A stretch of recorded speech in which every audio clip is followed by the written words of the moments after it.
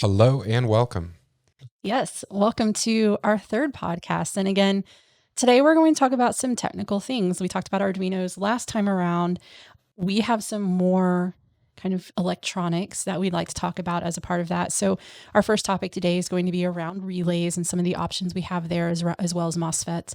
Then we're going to talk a little bit more in the 3D printing world. We had some people who missed that we didn't talk about 3D printing last time when you can hear our printers in the background occasionally. So we will talk a little bit about a specific type of filament that we work with, but we're not 100% certain about sometimes.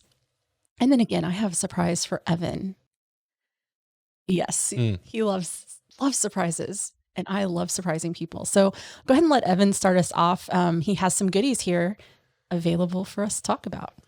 I would love to talk about. I want to talk about how to turn external loads off and on. So this would be things like lights or mag locks or cabinet locks. And so these are really popular ways to lock and unlock things in an escape room. Really, the best way to give an example of that is what I see most commonly this used for. I'm in an escape room. I have a prop like a candlestick and I put it in the right place and then something happens. A light turns on, a door to another room opens, a little cabinet opens. That's what we're talking about. I complete an action and then something else happens. Might be right next to where I am. It might be somewhere else in the room. Yeah, absolutely. And so there's, you can hear our dog playing around. So there's a lot of different types of relays and different ways that these systems work. And the one that everyone's going to be most familiar with is the traditional relay. So these are purchased on Amazon. They are a knockoff of a very, very common reference design. And so there's a simple 5-volt relay on there. And this is actually, so if you get these and you're confused why they look like this is actually two relays. So they break apart. And on one side, you simply feed in a signal wire, which is basically open or closed, and then 5 volts. And then on the other end, the middle is where your load, your common comes in, and then one side is normally open and the other side is normally closed, and it just switches back and forth. Right. These are great. And the normally open, normally closed, if you're not really in the escape room world. A mag lock situation normally will have power going to it. So it's a normally closed circuit, meaning that current is going to go to the mag lock so that it can hold the door locked. And then when the relay is triggered, it's going to open that circuit. So there's no longer power to the mag lock. So something will happen. Something like a cabinet lock, which is really triggered by a solenoid, normally does not have power going to it. So it's a normally open circuit. And then when you trigger it, and it happens, then it closes that circuit and it triggers a solenoid so it can open. So depending on if you're turning something on or turning it off, that's the open and closed. And that's why that'll have those two different options. Depending on what you're doing, different things might happen. Yeah, and the reason you use these little boards is because they have the appropriate transistors and lights and little debugging things that make life a lot easier. And that is very helpful when you're debugging. Rather than just buying the relay in and of itself. But it's a pretty simple circuit if you wanted to wire it up yourself, but I use these a lot. The downside with these is they're only rated for a certain number of clicks. These are fairly cheap relays. These are a brand name JQC, but Songle is popular. Songles are a bit higher rated. But even those, if let's say you did a prop where it was going to turn on and off constantly, say it was flashing lights or something like that, this would be a terrible use. It would probably, actually, we did try this one time.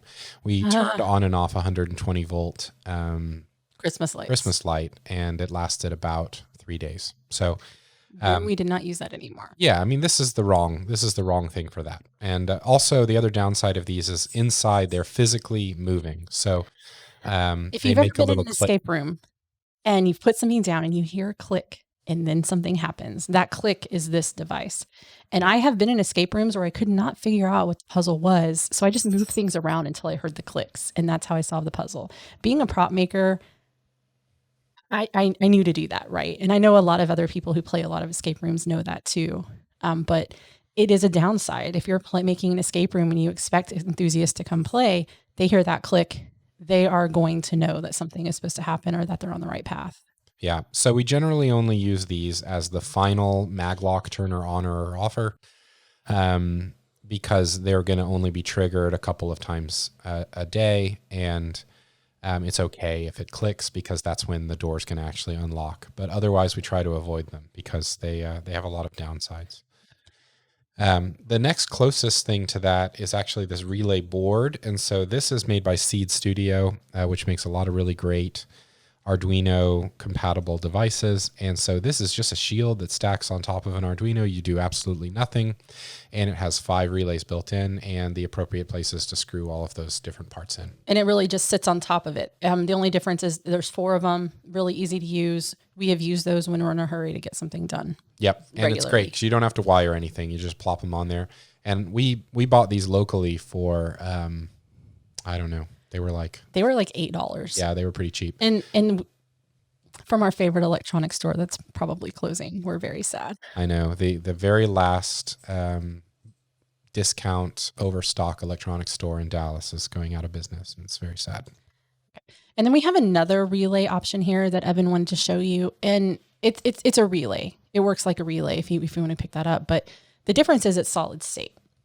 So while it performs the same functions, you'll notice it looks a little different, but it doesn't make the noise. That's the real, for us, the big difference. There are some structural, and it's on a mechanical switch like the other relay is that he talked to you about, but it works a little differently, but it has the same outcome for us. It turns things off, turns things on. And so these are really neat. These are solid state, this is a 2-channel setup. So it actually has 2 solid state relays on it. These are great to put in because it costs almost nothing to get a second channel. And in the event that one fails and you have to be out there working on something in an emergency, you can just unscrew a couple of pins, screw in another couple of pins, and your relay is fixed. That being said, I've never had one of these fail. So the solid state ones are very reliable. These actually, I bought on Amazon, which we can put a link to. And they use genuine Omron solid state relays. So, which are a nice high quality relay. And they last forever. The one thing about these is these are high level only. So this is a AC relay. So it really works with like 120 volt. Yes, this is if you want to turn off a high level load. You need to be careful with that though, of course, because 120 volt AC current can kill you, and you want to make sure that you're following code for being able to actually use these relays. And so that's actually the thing that makes it the most difficult. And it's the last time we used it was actually when we had to go fix the Christmas lights prop. That's what we replaced it with. Right. And if it's your own escape room, then maybe you have a bit more flexibility. But if you're making props for somebody else, you need to be really careful about using 120 volt stuff. Make sure that you're following the requirements to do that right. Yep. And then our last option isn't really a relay at all, but it's something that we use when we can. It works really well for us. Yeah. So this is a MOSFET. And, you've probably heard of MOSFETs when people talk about amplifiers and things like that. But this is just the little chip, and it is basically a transistor. It's a big switch. And so these are these wonderful little boards we bought on Amazon that have the appropriate resistor, a neat little board, and they even have these little screw-in connectors, and you just solder them together, which I've done so much soldering that doesn't really bother me. But if you don't like soldering, I'm sure you can get them pre-made. But these are wonderful. And so what they work a little bit differently. So they actually are powered on they're powered by the input to the device. So generally, if you're going to be running a 5 volt device, then you power it with 5 volts and everything's great, which makes it wonderful for these 5 volt locks, or you can power it with 12 volts and then it will open things like a mag lock or a cabinet lock. And these are wonderful for cabinet locks because cabinet locks, if you leave them powered for more than something like a second, they start to melt. So solenoids aren't meant to be kept open. Exactly. So these are wonderful because you can leave them open for a split second. So you can literally open them for a 1/10 of a second. The cabinet lock will pop, and you're done. And these have also been extremely reliable for us, and they're very inexpensive. And you can actually just buy the MOSFET by itself if you want, and you don't need this little board. But I actually like the little board because it allows me to put the resistor in the right place. And then it also has a little spot, which it doesn't come with any diodes. But if you're going to feed a coil So that would be things like a solenoid, and you can put a diode across it. And what that will do is help avoid a spike of voltage that comes back from the lock whenever it unlocks, and that can burn stuff up. So that's been quite reliable for us. I will say that almost every mag lock that you buy on Amazon these days includes The diode. the diode. Yep. So just read the specs on that. We've had pretty good luck though. All right. Are you good on the MOSFETs and relays? Yeah. All right. So our second topic today, we're going to talk about some capacitance filters specifically. We have a lot of different types of, filament. We have a lot of different types of filament that we work with. This one in particular, we have probably not used in over a year and a half. When it works, it's great. And when it doesn't work, you want to kind of rip your hair out a little. Yeah. So in order to make a filament conductive, this is just conductive filament, and then we wire it up to a capacitance board that we buy from Adafruit. Adafruit sells really nice, reliable electronics, and that you could, of course, do it yourself, but the Adafruit stuff's great. And they have a single board. It's about $15, and it contains 12 different inputs. Yep. And so we make a lot of props where we 3D print quote unquote buttons, which are things to touch. And it's wonderful because if you have, say, an alien spacecraft, it probably doesn't have arcade buttons in it, but it might have other kinds of things. And so you can, or if you're in I think my favorite thing is that if we're 3D printing something that doesn't look like a button, it's not super intuitive that you need to push something. You really just have to touch it, and you barely have to touch it for this to register that you're doing anything with it. We've used it on multiple different props. There are some downsides though. First off, printing it and getting it to stick to the bed is difficult.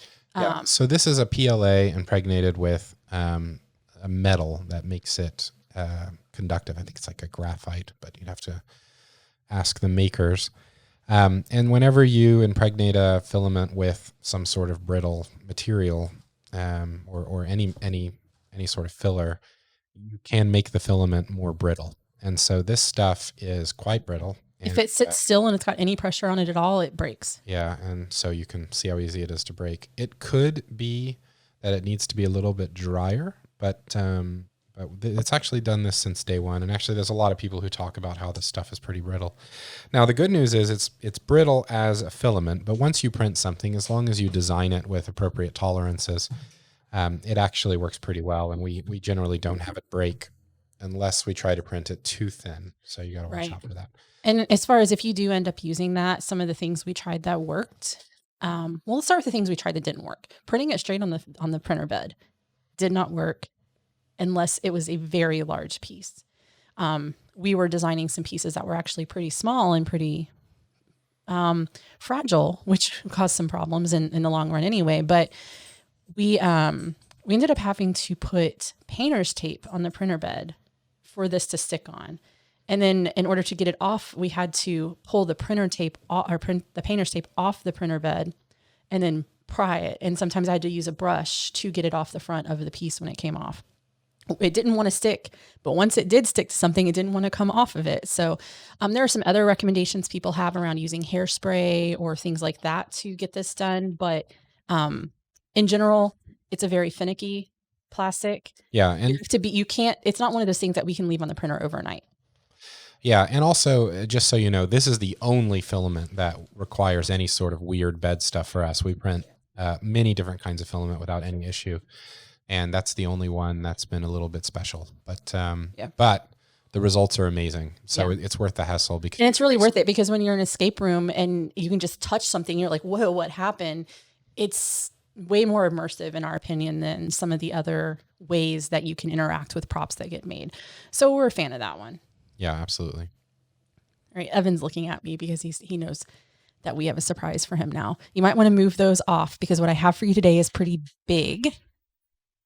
I'll give you the first piece of it now. And let's see if you can figure out what it is before I give you the bigger piece. This is a 1970s Samsonite key. American Tourister, sorry. I was back before I think they were two brands. But I know that because of this case that we bought at a thrift store. That thing is much heavier than I remember it being. This is the Tierra version of the American Tourister case. Yep. It still has the original luggage tag on it. Um, And you actually locked it. I did actually lock it because opening this and watching people opening it, and Evan, you might want to turn it so everyone can see how fun this is. We had a traveling game that we used to make. We would visit people and they could play this game on site. Opening this suitcase was the number one clue that I had to give people because, well, All right, we're going to people open it up. that are our generation can probably do it. Kids had the hardest time opening this suitcase. Yeah, they've never seen this kind of locking mechanism where the it's just kind of swing open, and there's no definitive stop on when that key goes, so you can spin that key indefinitely. I feel like we should warn you now. This is a mess, and there's a reason that we're planning to redo this prop because it really does need to be it needs to be redone. This was probably, I don't know, this first, second, third, and the first three things that we ever made as escape room builders. So there's nothing up here. Up here, it's just got empty space. We used to put some clues and stuff in there to help people find that. It has power cord coming out of that. Since then, we've learned ways to not have to power it from the wall, which is very beneficial. We actually have a battery we're planning to replace so that there's no cord that has to come out of here because people are like, should I plug this in? And the answer is yes, by the way, plug it in. We also want to have some ways to reset the timer at the beginning of the game, which would be helpful. But Evan, if you'll go ahead and lift up the top, they can see this giant mess and why it is that it is necessary for us to redo the very first prop that we ever made. Yeah, this was so much fun. So it's actually, I think, 4 different Arduinos in there, and one Mega that controls a lot of the different pieces. And so much wire, you guys. And unfortunately for this, there are components that still work and there are components that do not work. And we suspect the only reason they do not work is because the wires are no longer connected. Yeah. So that was part of where we learned to solder everything because we used a lot of DuPont connectors in this. And they kind of came out.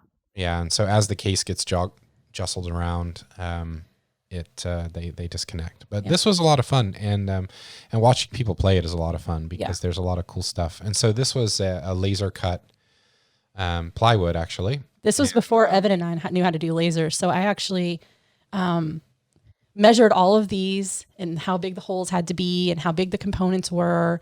And then I drew out with that. I printed out each piece that we knew we had. And then I put them on a piece of paper and I took a picture and I sent it to my dad. And my dad looks at it and he was like, "What are you trying to make?" And he redesigned it a little bit. He thought that having these outlines would be a good idea to make it a little more clear where differentiations were. We took out some of the rastering, which when we get into some of the laser cutting, it's what would make these letters filled in instead of outlined. It takes a substantially longer amount of time to do that. So we wanted to cut that out where we could. Really our long-term goals for this are to get it working again, but we also want to do some things like these buttons. We're using lamps right now, so they have to be powered via the wall. We're going to replace them with LEDs instead of just regular incandescent light bulbs. The heat will be better, but also it's just going to be better from a power perspective. There's some connections on the back end that don't work. We've completely lost one of these. I actually think we might have taken it out and used in a prop. I think we might have been short on a piece that we were making for someone, and we decided to cannibalize this one. But you'll see this again. We'll see this in our thing. And also these green lights don't do anything. They're not hooked up. They're completely just And those are lamps as well, for which pretty. is the They're challenge. not hooked up to anything. So we're going to make this a little bit better and have one of our escape room game owners write a better game than what we originally had because our game was kind of cheesy. Yep. All right, everybody. Thank you very much for your time today. And let us know, of course, just like usual, if there's any ideas or anything else you want to see, we'd be happy to take those into consideration. Yep. Thank you very much. Thanks, everyone.